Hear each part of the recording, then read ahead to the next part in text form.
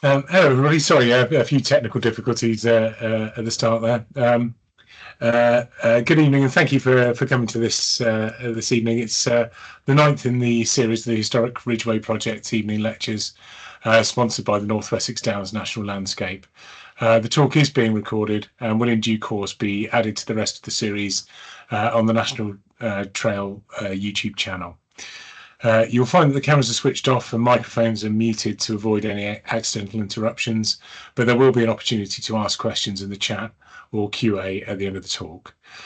Right, we are very lucky to have with us this evening a veritable legend of historic England, the Heritage Officer David Kenny, with his talk on managing earthworks, buried and structural scheduled monuments and design landscape features, issues and solutions. So if it's okay with you, Dave, over to you, and thank you. Thanks very much, Dan. So my good evening, everybody. Thank you for having me. Thank you, Dan, for having me. Let's get on with it. I'm just wanting to be certain again that everyone can see the presentation and not just me. I've got a sign that says admit, so I think that's for you, Mary. So there we go. So yes, indeed. Managing earthwork, buried and structural scheduled monuments, working in designed landscapes, dealing with heritage at risk, trying to, being faced with issues and trying to find solutions is what I've been trying to do for the best part of 20 years now, as initially joining Historic England as a field monument warden, and subsequently becoming a heritage historic environment field advisor, and then a heritage at risk project officer, and then most recently joining a new team, a countryside stewardship heritage service, which is within Historic England but is funded through the Department of Environment, Food and Rural Affairs, rather than our parent government body, the Department of Culture, Media and Sport. So what I want to do in the time that we have this evening is to try and present something of an overview of Historic England's work in rural places, because it won't surprise you with what I've said so far that most of my work has been in the rural historic environment. Focus on scheduled monuments and designed landscapes, and discuss briefly, as I'll do now, the role of some of the key colleagues that we have in that involved in that work, and the teams that they belong to. So the first group of people that we need to draw attention to are inspectors of ancient monuments. Much of our work, and I'm sure you'll all know, many of you are familiar with the Ridgeway project, that Dan Bashford shares the same role as I. He and has done for a long time as in those various iterations. We've kind of had parallel careers, if we can call it a career, through in myself in the east of England, Dan in the southeast and southwest. And we've all had our share of working with inspectors of ancient monuments. In fact, I think Dan has been Inspector of Ancient Monuments. So that role is a statutory role defined in the Ancient Monuments and Archaeological Areas Act of 1979. The Ancient Monuments and Archaeological Areas Act, anyway. And it's down to the inspectors to manage change, really, not to say yes or no, although both those responses are are in the lexicon, but it is about sort of trying to manage change to things which are precious to us as a society. They're protected in law, and the historic environment plays a huge part in our national story, if you like, and so those key monuments are the manner in which they change is subject to control, and that's where the inspector will come in through what's known as the scheduled monument consent process. Our landscape architects focus not on scheduled monuments but on designed landscapes, so our registered parks and gardens. And again, was an independent register from the Register of Scheduled Monuments and the list of historic buildings. And that includes all the great parks. I'm in the east of England. I'm thinking of Hokum. I'm thinking of Sandringham. I'm thinking of other registered parks in the region, which I've had the privilege to work at. Thorndon in Essex, where we were today. And their job is to, again, in the same way, manage change as people want to carry out modern lives in those kind of landscapes, but to do so within the context of what it is that is important and precious to them and to us as people living in the country. And Heritage at Risk project officers, which is where Dan and I were at before we joined our new Countryside Stewardship Heritage Service, is in that Heritage at Risk programme, which has a history all of its own. I suppose the first sort of list of things that were considered to be at risk will all be familiar perhaps with the Buildings at Risk Register. So it began with buildings, and then Scheduled Monuments at Risk came along as a separate entity, maybe 15 years ago or so now. And there's a key difference there to know in those, to appreciate in those two strands, if you like. The Buildings at Risk Register is an elective register. So however many thousand listed buildings we have in the country of grades 1, 2 star and grade 2, only a subset of those have been added to the Buildings at Risk Register, or had been added to the Buildings at Risk Register when they were considered by local authority conservation officers, or indeed our buildings inspectors in Historic England, or anyone who was thinking about that and could get through to the right place to express their concerns and to have their concerns recognised in that status, of that risk status. That's where the Buildings at Risk Register is made up from. Scheduled Monuments at Risk, when it came along, that was different. That was a 100% sample. We assessed every scheduled monument in the country. In the east of England, we have 1,800. We split them between myself and a field monument warden colleague, Christine, and we did about 900 each. As a desk-based exercise with a certain amount of site visiting as well, in order to verify what we were thinking about. So that role in Heritage at Risk, what then became Heritage at Risk project officers, comes from that background. The partnerships teams is the place in all the Historic England regional offices, with partnerships team in each region. And it's where the Heritage at Risk project officers are. It's where our Heritage at Risk architects and surveyors are as well. And of course, we draw upon our architects and building surveyors when we're talking about dealing with structural scheduled monuments. Our inspectors are in a separate team, the development advice, and a lot of their work is advising planning controls, planning matters. So it's an appropriate split. And landscape architects are in that same development advice team as well. And we were all quite happy in that place until the Department of Environment came to us, or we went to them with an idea. I think it was probably more the latter, but suggesting that as heritage at risk professionals in the project officer and architect and surveyor roles, we've been advising colleagues in Natural England for all of these years now, since environmental stewardship has had emerged.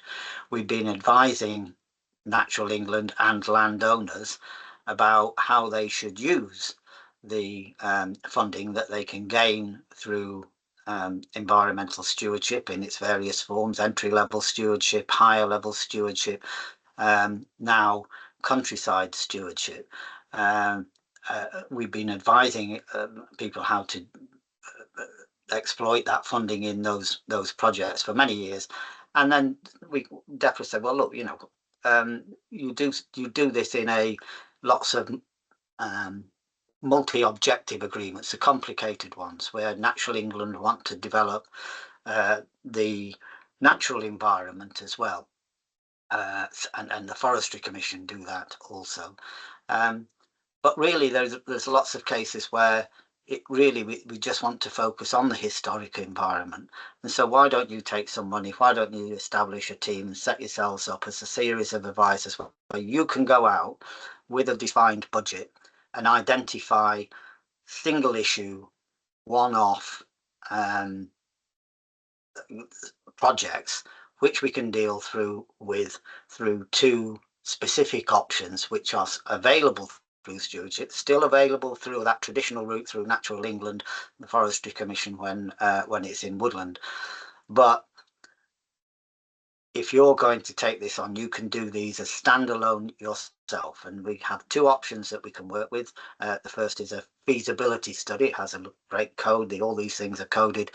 PA2. So PA2 is a feasibility study. You can do this over 2 or 3 years to define what's wrong, to understand the place, and to develop a strategy and then a program of action. In building terms, that might end up as a specification for consolidation and repair, which you can then have tendered and acquire the professional services that we need in order to develop these projects.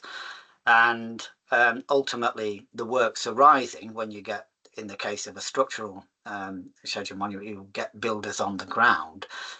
Those works arising are paid for through the next option, which is available to us, our historic and archaeological feature protection.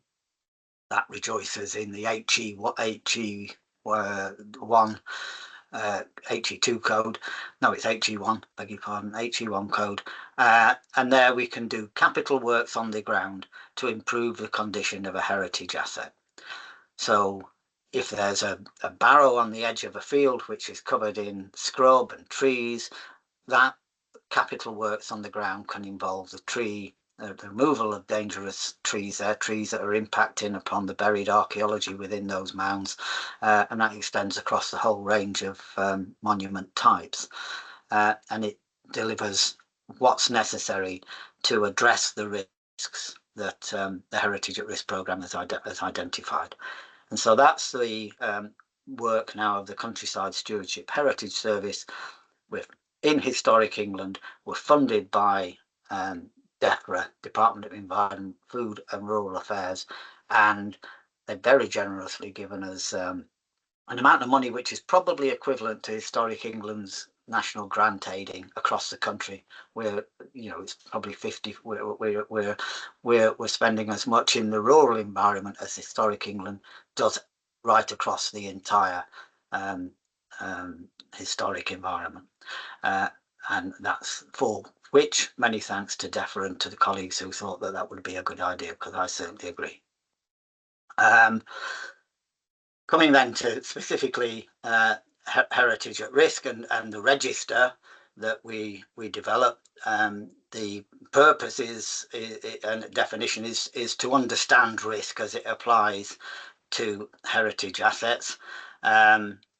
The types of assets that are included are, of course, scheduled monuments and listed buildings at grade 1 and 2 star. There were thoughts to include grade 2 buildings, but there are so many thousand grade 2 buildings that it would really be a great undertaking to include them into into that. And so what we've done there is look at local heritage lists and encourage local authorities to offer small grants where grade 2 buildings are concerned. What's missing from that list of assets types is, of course, the registered parks and gardens that I alluded to in the beginning. So there should be those there as well. We have places of worship as well, and churches, which are a subset, if you like, of listed buildings, but they're a particular subset, and they enjoy funding from a particular stream as well. But then turning to scheduled monuments and parks and gardens, some of the key challenges that we face there surround agricultural diversification. If I were able to think back into the 19th century, I'd think an early 20th century, I'd be thinking about deep ploughing in this part of the country where I am. I'm in the east of England. I'm sitting in Saffron Walden, just 10 miles south of Cambridge. This is an arable landscape. Early parts of the 20th century, right the way through to the 70s and 80s, I think we were looking at deep ploughing as the way, and those sort of heavy tractors and heavy machinery, not bothering with load-bearing tyres or anything of that sort, dragging great big sharp swords through our Roman villas and through our remains of Roman towns and our prehistoric settlements, our medieval abbeys, not the structural elements, but in so much of the building work in this part of the country is in timber rather than stone. We don't have much in the way of building stone, and that's not restricted to the east of England. There's many parts of the country where that's the case, of course. And that timber rots down and joins into the soil. So we kind of think of it as dirt archaeology. And the number one risk as we went through our register of scheduled monuments to try and identify risk, it was arable agriculture was the main concern. And then as a secondary and follow-up was unmanaged woodland. And so that's sort of shaped my daily life ever since, and I'm sure Dan is in the same kind of situation. Landscape change in designed landscapes. They've obviously been they've brought about change. Landscape change. We can look at coastal archaeology through the Countryside Stewardship Heritage Service here in the east of England. We're carrying out an excavation, capital works on the ground to improve the condition of a scheduled monument. We have a scheduled monument, a Tudor period blockhouse, a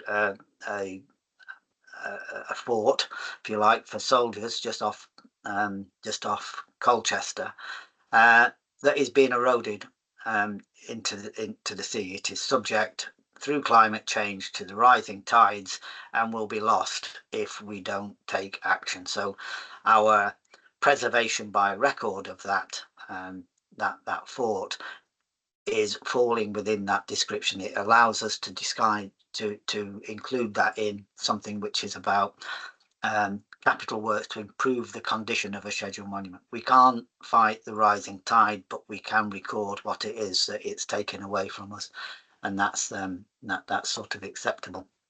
Habitat creation. If we take that arable field and bearing in mind the impact that repeated ploughing and soil disturbance has in terms of carbon emissions into the atmosphere, it's a really significant element actually. And there is so much latent carbon in the soil there. It surprised me for about 10 seconds when I first heard that there's actually more carbon stored in the soil there than there is in the vegetative layer right across the globe. And it shouldn't be a surprise, because of course as the vegetation dies and falls to the ground, it forms the soil, and that carbon is there. And if we constantly disturb that for the purposes of food production, then that can that obviously hinders our efforts towards addressing climate change. So under those circumstances, the creation of a new habitat in a place like an arable field is to be welcomed. And let's imagine that we have a medieval moat in the corner of that field, or a burial mound. Incorporating sustainable habitat onto and within an historic asset like that is a win-win for us. I've explained the risks in terms of deep ploughs and tree roots. If we've got grass, then we don't have that sort of problem.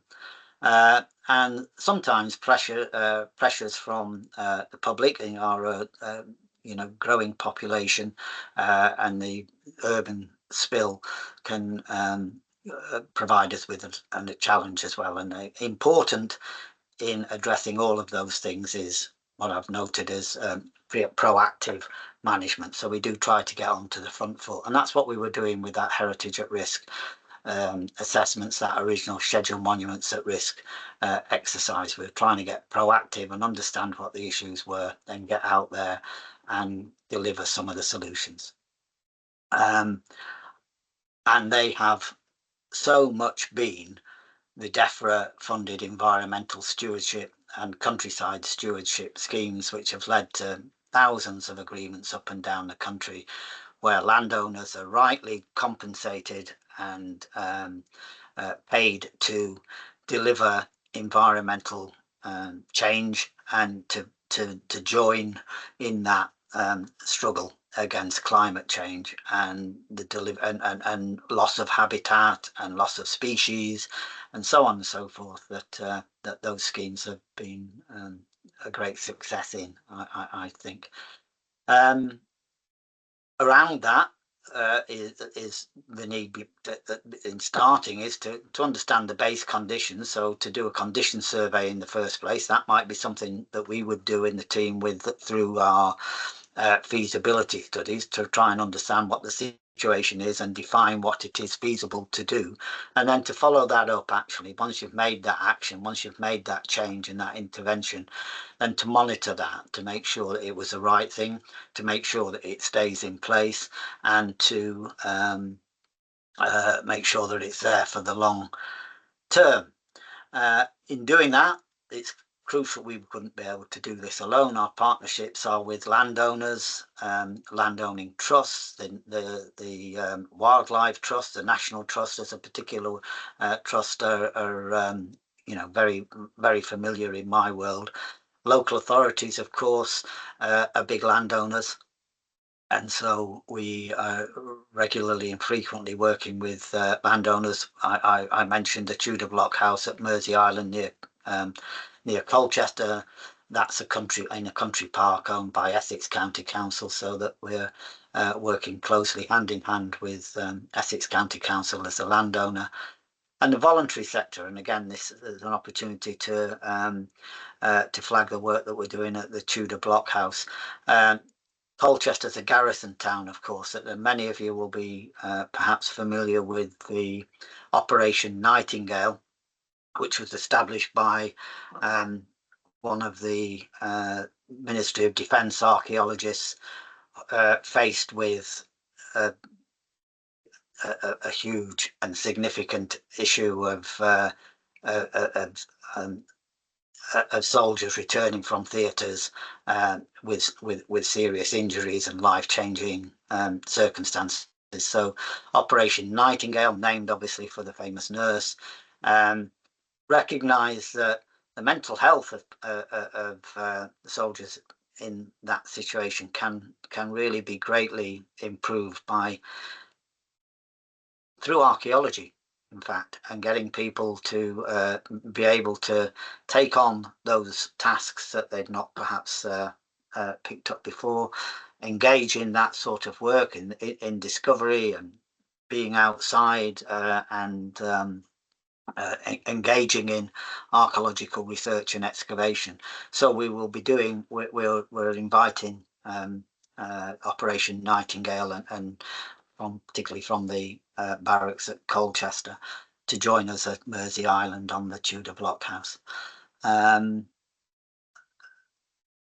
And the funding, as I've gone through, not only our fund, the funding I've been talking about, but Historic England grants still go. All our work is in complementary to and in addition to the Heritage at Risk grants. There's been a programme of large-scale Heritage at Risk capital grants, which my colleagues have been working on and we've not seen because we've been away on the stewardship side, but a significant investment from Department of Culture, Media and Sport in a relatively small number of large-scale capital grants. Right at the other end of the scale is the Section 17 management grants and management agreements focused on scheduled monuments. Section 17 is Section 17 of the Ancient Monuments and Archaeological Areas Act, and it allows Historic England to make funded and unfunded agreements concerning the management of scheduled monuments. And sometimes they are so effective. It as much as anything, it's a recognition that there are two parties in this, a regulatory body and the owner and the occupier and the people who are living in and around it. Sometimes it doesn't need money, sometimes it does, and so it can, they can be funded. They're really simple. They're a side of A4. It does what it says on the tin. The thing about a Section 17 management agreement is if it's written in the agreement, that's what you do. And then we have this MEND agreement, which is focused on historic museum buildings. And that's a programme of work that our colleagues in the partnerships team have just concluded as well. So going on, I think I've covered the role of the Countryside Stewardship Heritage officers. We assess sites, we evaluate risk, we advise on land management, we're liaising with all the stakeholders, and at all times we're hoping to promote sustainable access to assets that have been properly conserved and have a future. It's a great privilege to work in that area, and I see it in front of a screen, on a screen in front of me. I'd like to just, if I have time, to go through a couple of case studies, particularly at Ravensburgh Castle at Hexton in Hertfordshire, and then come a little bit further away to the from that your part of the country, if you like, over on the Ridgeway, just the South Cambridgeshire linear sites, but they both have similarities, I think. Ravensburgh is up on the Chiltern Ridge. It's literally, Hexton is just east of Luton, and it's on the high ground on the chalk, and the linear sites in Cambridgeshire, which are actually large structures from the sort of early medieval period, but utilising linear sites which have a prehistoric origin, we think. Across flatlands, actually, the linear sites run from the high ground on clay to the south, and then across the flat land that was dry all the way up to the fen edge.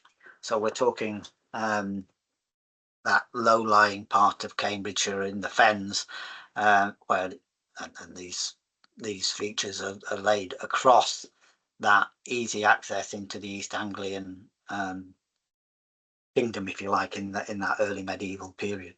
So if I can just go through, I do have some photographs, so hopefully it'll be a bit of light relief rather than just listening.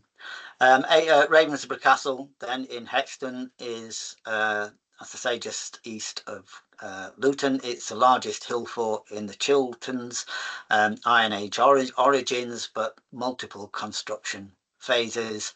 The issues that we have there are tree cover, erosion, and the fact of, until a very recent good news story, which I'll come to, very limited access. We were, as officers, very privileged to go there and meet the owners and be shown around, but that the Hexton estate was closed to the public. And the solutions that we've seen there is doing survey work to understand the monument itself better, and vegetation management. And I'll go on to that last point in just over the next slide. So this is the early photograph, an early sketch by Stukely of Ravensburgh Castle. So if we were 200 years ago, if we were 100 years ago, even, as we'll see in some of the slides, that's what we would be able to see if we were stood, probably looking actually, stood on the west side and looking east at Ravensburgh Castle, that huge, big earthwork hill fort, which you guys over in the west and the southwest will be so familiar with, you know, like the main castle and so on. But this is unusual in the east of England, that part of it. So there's Stukely's drawing. That's what it was, say, 100 years ago. And if I so you can see that it was still open and grass covered, and it's chalk, as you can see in the white. Very, very few trees on there. Again, a copse and an individual there for scale. Again, here, Edwardian tourists and visitors enjoying that landscape.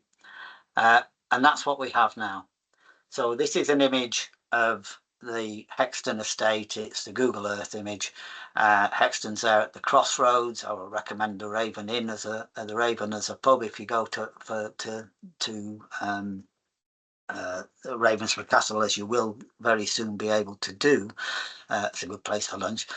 But Ravensburgh Castle is somewhere underneath all that woodland, and I can't point it out to you because we're not in the same room together, but I'll come to it on the next slide. Just note to the left that there is a Barton Hills National Nature Reserve, which is designated for its chalk grassland. So there's the same image. Unfortunately, the particular mapping site I took this from, the two parts of the estate are in different photographs, but essentially we're looking at the same thing as we were, the same woodland as we were previously. There's Ravensburgh right in the middle, completely covered with plantation woodland. And the reason for that is that the Hexton estate was renowned for its shooting.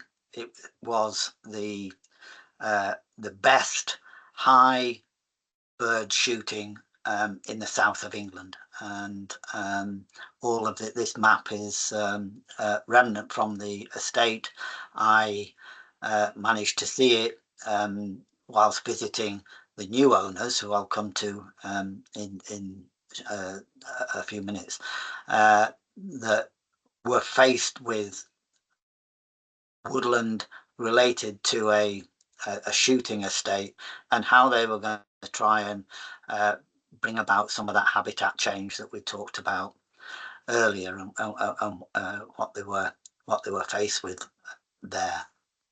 And if I think I've finished thinking about that, so if I move on, this is what we got. Instead of that, the chalk grassland that we saw the Edwardian visitors enjoying, we've got pretty dense plantation woodland, as shown on the banks. You can just about discern the ditch banks that those trees on the left are growing through, and the scrub and the high vegetation.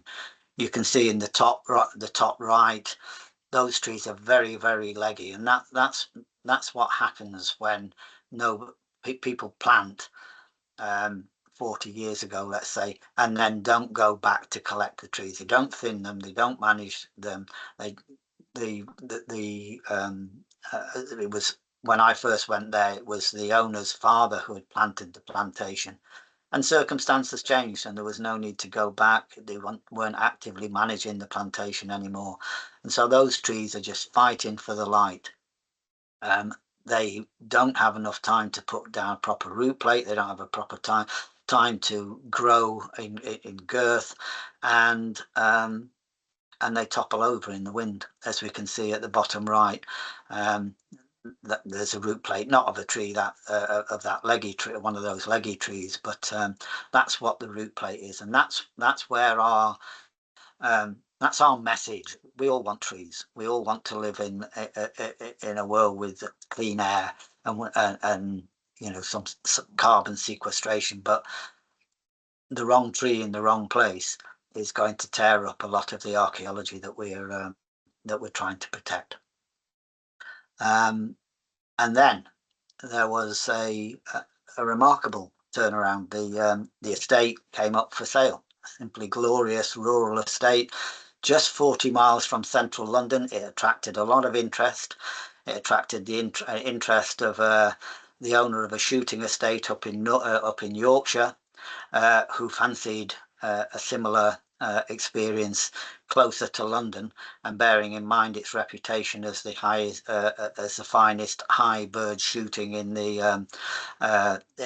south of England. That was prime. High means that that is high ground, and those valleys are deep, and so the guns are pointing up steep hills. That was what I forgot to say when I was showing the slide with the arrows and so on. But I'm very pleased to say that Natural England were able to purchase the Hexton estate. They didn't purchase the house. They didn't purchase Hexton Hall registered park and garden.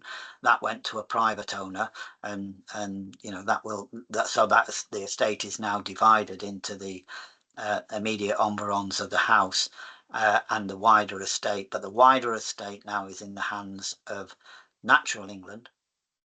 And when they came to understand, to do for their first base level surveys to find out what were the species that were in existence on the estate, they realized that they had absolutely not a single red book species. There was nothing recognized, nothing identified as significant at Hexton.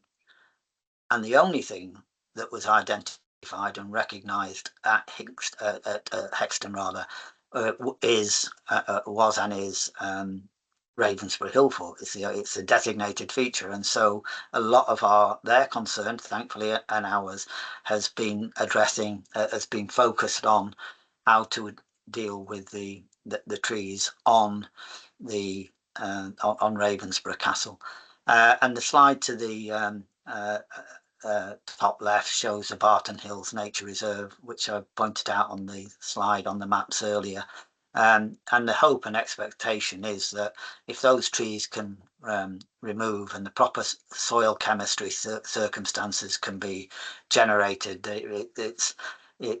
there is at least the possibility that the chalk grassland from Barton Hills will be able to colonise Ravensburgh Hill Fort, and perhaps in 100 years from now, we'll see people walking on that open landscape as we saw from the Edwardian period. So that has been a real boon, a real success. We went out there initially talking to the landowner whose father had planted the trees. Well, it was going to cost a lot of money to take those trees.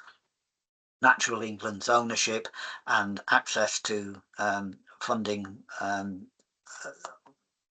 will make a huge difference at Ravensburgh, and I look forward to the day when we can see those trees coming down. That will happen, but we've got to do it carefully, because just because it's sensible to do it carefully. Going on then quickly to the South Cambridgeshire linear sites, extensive linear earthworks in the east of England. I'm showing a map now, so you can see lots of red polygons. They are scheduled monuments all the way from land beach and water beach in the top left, the northwest, to right the way down to across the A11 there. But you may be able to see at Swaffham Prior going down to Ditton Green in the top right, there's a linear feature. That is the Devil's Dyke. As you come towards the bottom left to the southwest, again crossing the A11 from Fulbourn and heading towards Bolsham, is the Fleam Dyke, a similar feature guarding that corridor into East Anglia, if you like. You can see, as I mentioned earlier, that it's high ground at Weston Green and Weston Colville, and you begin to see the woodland up there. And then in that northwest, Bottisham Fens, Swaffham Bulbeck Fen. So it's these dikes are being placed to control traffic, if you like, that would not be able to pass along the high ground in that period, because it seems that when the Romans left, they'd cultivated that land, but when they left, it all became very scrubby and thorny, and it became rather impassable. So people were funneled into that low area, couldn't get through the fen because it was all marsh. It wasn't drained then, of course, and so their way was easy. But these dikes are then placed across. And the third of the linear sites, just there at the Magog Hills and Copley Hill, right in the southwest, is the Roman road that leads to Cambridge. So an entirely different archaeology, but very similar land management needs. These are all linear sites, so they are all scheduled monuments. They're all triple SIs. They're all public footpaths, and they all have multiple owners. So there isn't a single owner on any one of these sites. So there's a lot of liaison between different farmers who have this on their land and respect it in their field boundaries, their field edges. So the management practices and requirements are very similar on all of those three sites. And I just want to show you, this is some pictures of the scale of the dikes that we're talking about. This is the Devil's Dyke, the larger up in the northwest near Burwell and Reach, and that's its chalk grassland habitat, which is the biodiversity action plan priority species, and it is the place. These places are where the relationship between the natural environment and the historic environment is most in accord, in my experience. Natural England want to develop chalk grassland, and we love the grass and not the trees. You can see in the bottom right an antiquarian image of the Devil's Dyke. So quite an impressive thing, and it would be no wonder that people would think it was defensive. But for me, it's 8 miles long. I don't know how you garrison something 8 miles long against a threat, and I don't know what sort of threat emerges to which your response is to erect an 8-mile ditch. So I see them more as myself sort of tax barriers, if you like. If people are on the move through that landscape, funneled between the fen and the high ground, and on the move on particular times of year that everybody knows that nobody's working the fields, this is the downtime, they're moving, this is when people move to move in the landscape, they can be controlled. And of course, as they do come across your land, they'll be eating your berries and they'll be eating your nuts, and their animals will be eating your grass. And so it makes perfect sense to just try and control that in some way. The sheep there reminds me that chalk grassland isn't easy to develop. It is actually the result of shepherding practice, where sheep would be put out on the dikes throughout the day and then taken off to the steading at night, where they would where their manure would be collected. They would manure back on the steading, not on the so all the nutrients that farmers want for their fields, they could collect and control near to the house, because they'd bring the sheep back at night, and none of those nutrients ended up on the Devil's Dyke, and that's what led to the development of chalk grassland. As I understand it, anyway. I'm sure there's people in the audience who know better in terms of that as a habitat, but that's my understanding. Sheep husbandry played a huge role in its development. So here again, a photograph of that. That's myself and a couple of archaeological colleagues. Matt from the Cambridge Archaeological Unit, who a couple of years ago were working in partnership with the British Museum, in collaboration with colleagues at Wessex Archaeology. And it was great to see the Museum of West African Art and the National Commission of Museums and Monuments in Nigeria. And Sammy on the left was a scholar sent over as part of that programme. And this was a day out where we were able to show, illustrate our approach to monument management. And if you're trying to show somebody from Nigeria something that they might be impressed by, then I thought the Devil's Dyke was probably the right sort of candidate. There's a section across the Devil's Dyke, which I think demonstrates that they're not just defensive. As I said, what kind of threat is likely to elicit the response to dig an 8-mile bank? That shows a flat bottom. They're things for passing along, as well as controlling people coming across. And I think there's a prehistoric role where they led, and I know a friend and colleague of mine has a view that if you think about the early population of the east of England, people are coming from the Channel, and those routes that are leading from the southeast out into the wider country are going this way. So these are possibly routes that people travelled. With that, I'm gonna rest my voice. I'm gonna give you a break, and ask if there are any questions or any things that people would like to discuss. Well, thank you so much for that, David. That was really interesting. Thank you. On a personal level, I've always wondered what I'm supposed to be doing with my job, and you just kind of explained this. So thank you very much. I particularly liked it, if you can call it a career, which sums up my last 3 decades nicely. So we haven't got any questions yet in the Q&A or the chat. While we're waiting, would you mind if I asked you a couple? Is that okay? No, of course not. No, please. Thank you. From any quarter. I can't see you though, Dan. Oh, can you? No, what am I doing? Is that because I'm sharing the screen? It's technology, David. It's beyond me. I know what you look like anyway, so it's all right.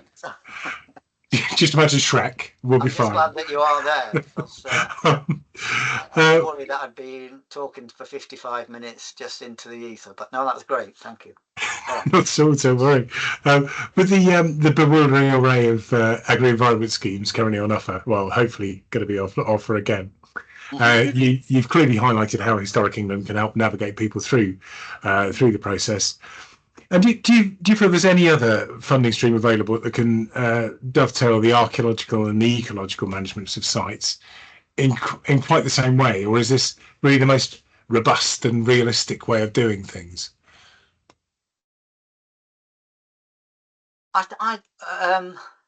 I think there are, but it's a question of whether people are attracted to them, isn't it, really? I mean, obviously the National Lottery plays a huge role in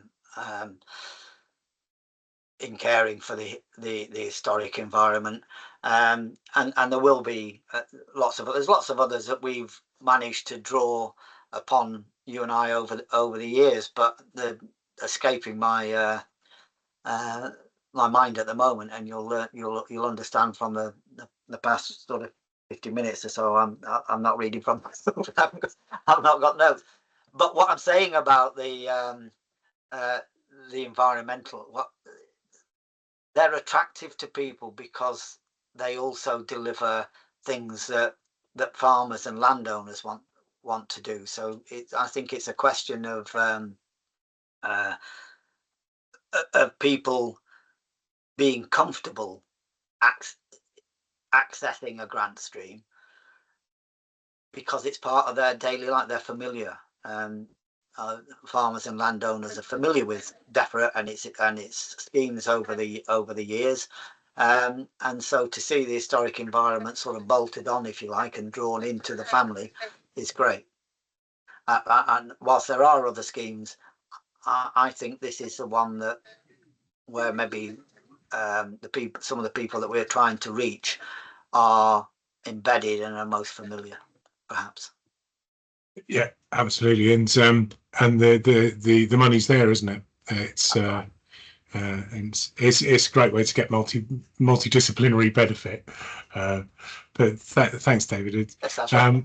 We've got a question from David. Well, not so much a question, as more of a statement, really. We've in common with you, we've got a lot of these thumping great linear earthworks. I mean, we've got the 9 Mile Berkshire Downs Grimsditch, late Bronze Age, early Iron Age, and we've got the 3.5 miles of the Montrewell Grimsditch. We've done some work on them recently. Sorry, this is probably one for our next team meeting, really. But as Dave Kavanagh points out, we've Oxford University been doing some work on the grasslands there and how it's established, and it'd be really useful for us to share that information with you as well. Yes. And I'd love to know how the experiments were going on the Fleam Dyke as well. So that's great. No, I think we should. I think we should certainly look across. That's one of the strengths of this thing. So, sorry, Dave, I saw your question come up there. It was about trees, but then it went away, so I can't read it anymore. Oh no, I've got it. Sorry, I didn't scroll down. Based on your comments, David, can I deduce that the removal of trees from historic monuments is one of policy? No, I don't think it's policy. So there is no. You can take a step back from that. There is no duty to care for a scheduled monument. You can't damage it, but you have no responsibility to maintain it and to manage it sympathetically. So there is no policy that says you must take trees off a scheduled monument, and that's where the sort of the persuasion and the argument in terms of it's where I like to think that our sort of knowledge of what it is that's important about those places, if we can get that across to people and persuade them of our thinking, and then back it up with funding, people go willingly. Nobody is forced. As I say, there is no obligation to manage a scheduled monument appropriately. Were there, we wouldn't have had the Heritage at Risk programme because it wouldn't have been necessary. But so it's not a matter of policy, Dave. Thank you, David. I've got a question for. I think it's probably one more for our colleagues in Natural England, but it's one from Esther. I hope I'm pronouncing that correctly. Wondering if you're working with tree mycelium, I hope that's right, to understand their connection, which lays down the routes for communication.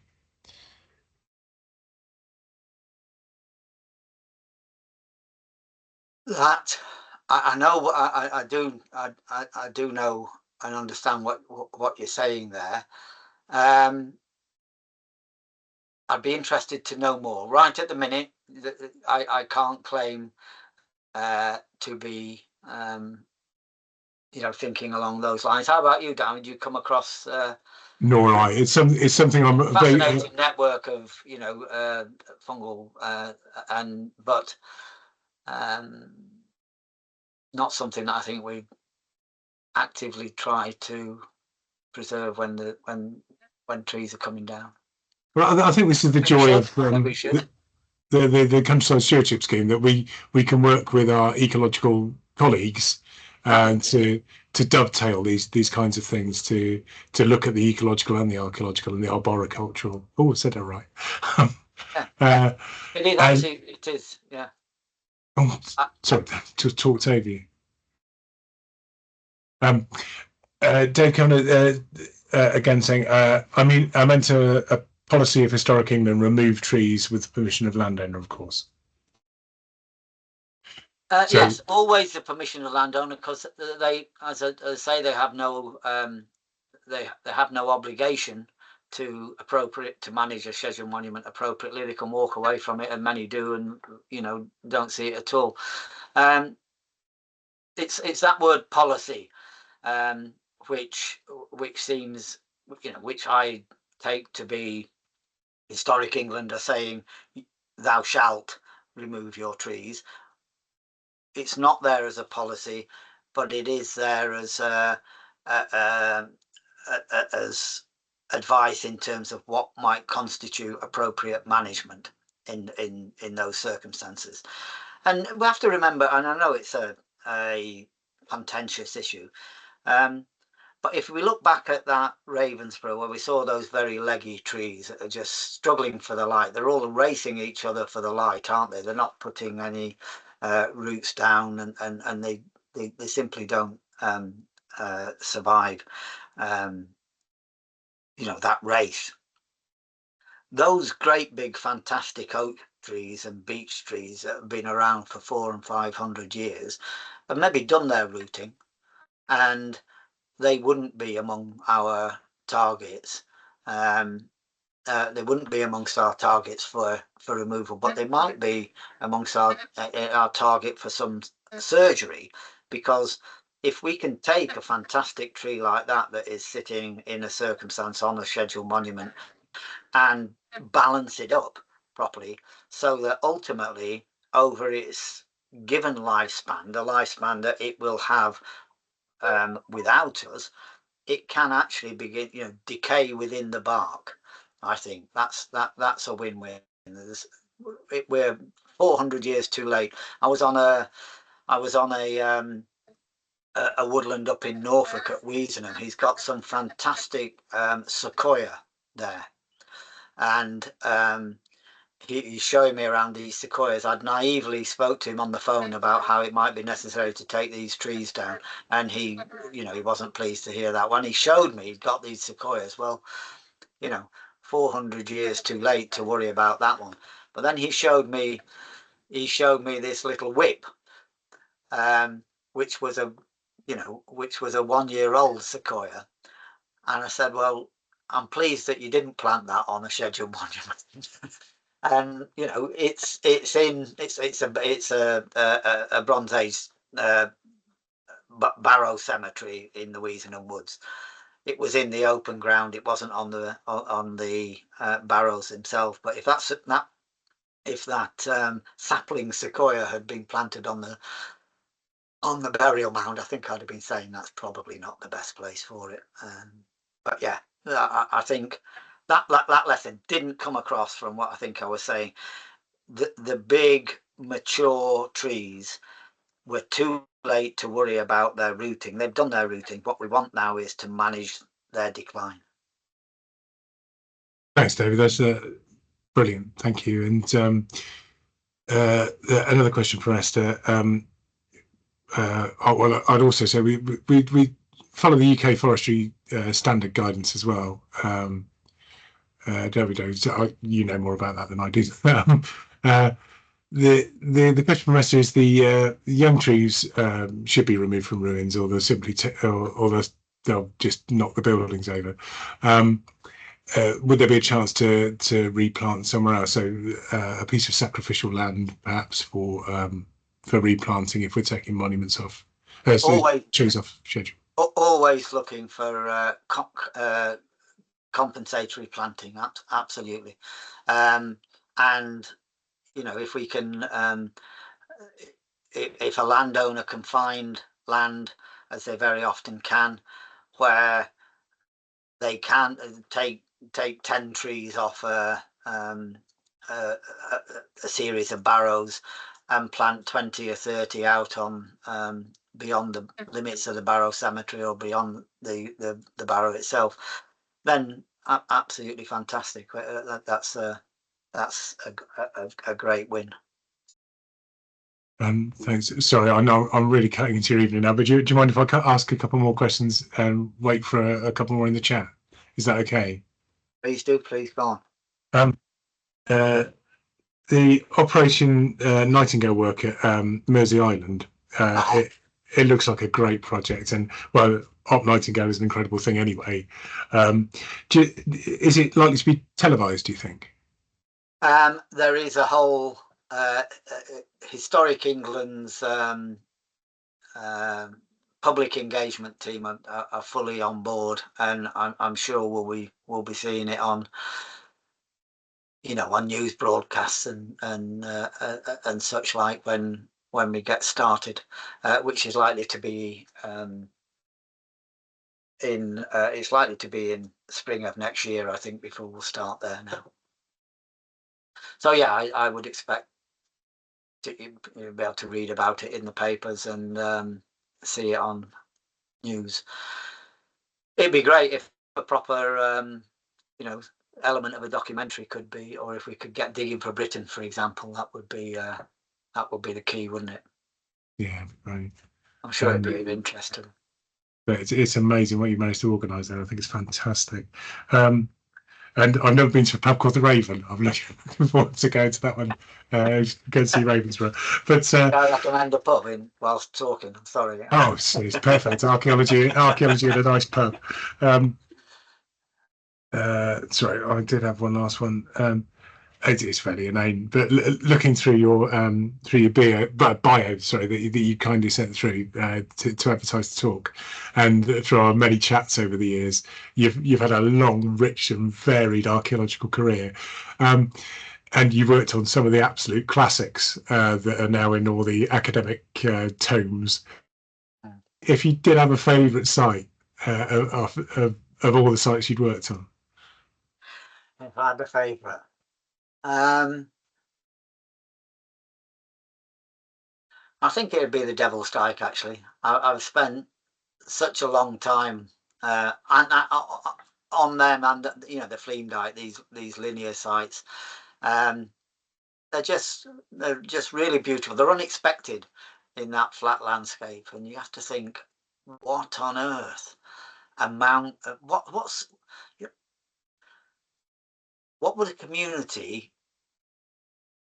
motivated the community to do that? And we, you know, the easy one is, oh, it's defensive, but 8 miles long. I mean, if I wanted to get past, I mean, you know, you're a big forward at rugby. If I was a fleet winger, I'd easily get past you on the Devil's Dyke, wouldn't I? And just generally. But I was thinking about these things. They're enigmatic. I just think they're great. And something like that, I mean, it's monstrous, and it's still really sharp, and it's, you know, it's really steep, and 8 miles long. You said that would. I mean, if you were to make a hill fort out of that, it would dwarf Maiden Castle, wouldn't it? So you know what? That's a really interesting perspective, actually. Yeah, the amount of earth movement. Well, it leaves the hill fort standing, doesn't it? Well, if there's no questions from anyone else, I'll let you get back to your evening, David. But thank you so much. Can I just say, Ella was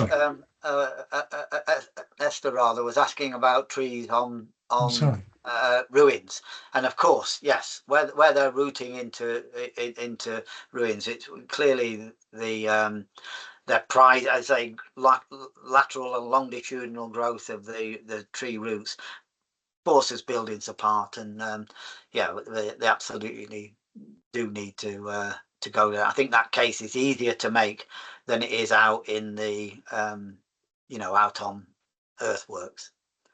But I'd spotted that, and I just wanted to cover thank that. you. I'd missed that. Thank you. Well, but great. Thank you very much, not just for tonight, but the last 20 years of help and advice and kindness and patience. You've been brilliant. So thank you very much, David. It's been my privilege and pleasure to work with you, Dan. Thanks very much indeed. Thank you, everybody. Thanks for bearing with me this evening. And thanks, everyone, for coming. Okay. Cheers. Good night.